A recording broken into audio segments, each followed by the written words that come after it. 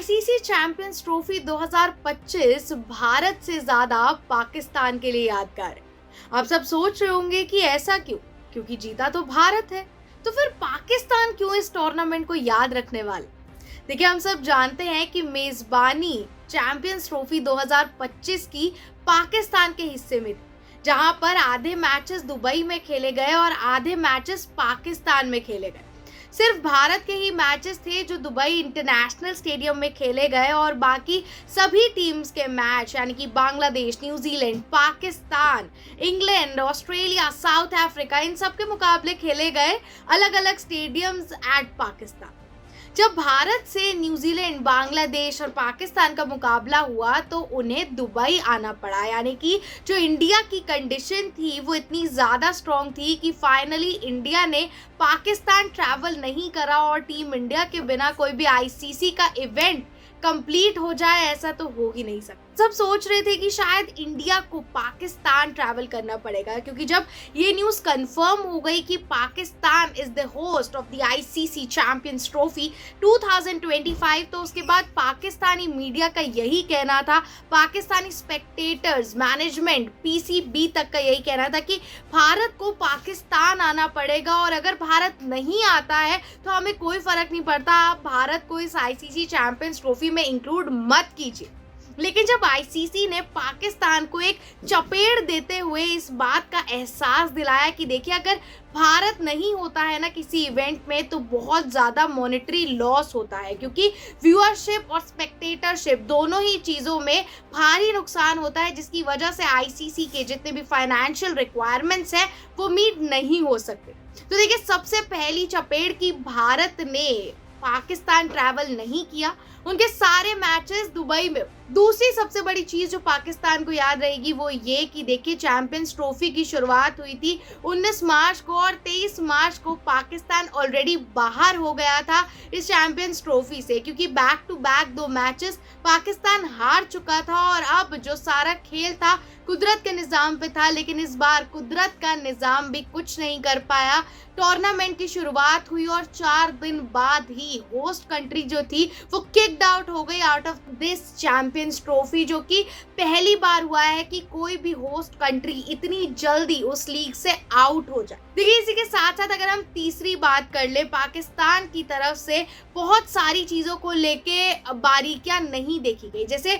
जब इंडिया का फाइनल था वहां पर एक भी पीसीबी ऑफिशियल नहीं दिखा, जो कि बहुत बड़ी बात थी। आज हम पूरे मीडिया में, पूरे सोशल मीडिया पे यही बस चल रहा है कि being the host country it's your prime responsibility कि आप उस जगह पर जाए जहां पर इस इवेंट का फाइनल खेला जा रहा है। तो क्या हुआ कि आपने मेज़बानी करी, आपकी टीम जो थी वो पहले ही निकल गई, लेकिन इट्स योर प्राइम रिस्पॉन्सिबिलिटी कि आप जाएं और देखें कि आखिरकार हो क्या रहा है। देखिए,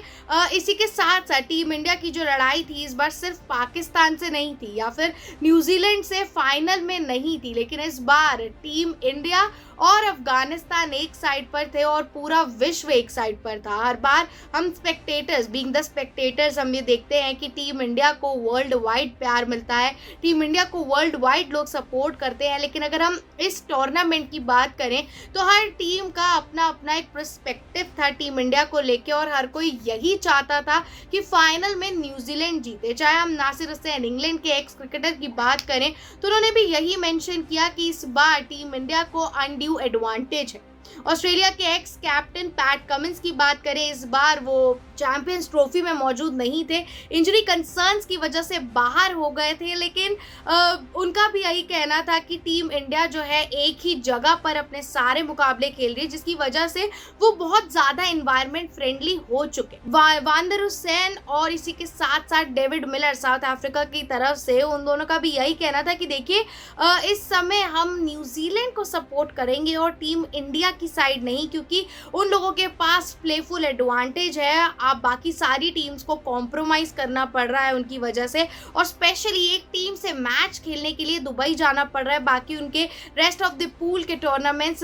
पाकिस्तान में खेले जा रहे हैं। तो ऑल इन ऑल जितने भी कंट्रीज ने यहाँ पर खेला है या फिर हम बाकी कंट्रीज की भी बात करें तो सब ने अपने सोशल मीडिया बस पर क्लियरली न्यूजीलैंड को सपोर्ट किया था। लेकिन एक ऐसा देश था जिसकी तरफ से ये आवाज़ आई कि जीतेगा तो इंडिया ही, और इंडिया भी उस देश को बहुत ज़्यादा सपोर्ट करता है। राशिद खान और विराट कोहली की दोस्ती वर्ल्ड वाइड फेमस है। हम सब जानते हैं जिस तरीके से अफगानिस्तान और India cross border relationship share करता है, क्योंकि अफगानिस्तान में जब से टेररिस्ट अटैक हुआ था, तालिबान ने वहाँ पर कब्जा कर लिया था, उसके बाद से ही अफगानिस्तान के स्टेडियम्स में प्रैक्टिस करना पॉसिबल नहीं था, जिसकी वजह से इंडिया ने अपने काफ़ी सारे स्टेडियम्स अफगानिस्तान को प्रोवाइड करे प्रैक्टिसेस के लिए, चाहे वो धर्मशाला का HPCA का स्टेडियम हो, नोएडा के स्टेडियम्स हो, लखनऊ के स्टेडियम्स हो, वैसे बहुत सारे स्टेडियम्स में अफगानिस्तान का कैंप लगता है, जिसकी वजह से ये जो रिलेशनशिप है डे बाय डे फ्लरिश हो रहा है। जब अफगानिस्तान और ऑस्ट्रेलिया का सेमीफाइनल था तो इंडिया क्लियरली अफगानिस्तान की तरफ थी,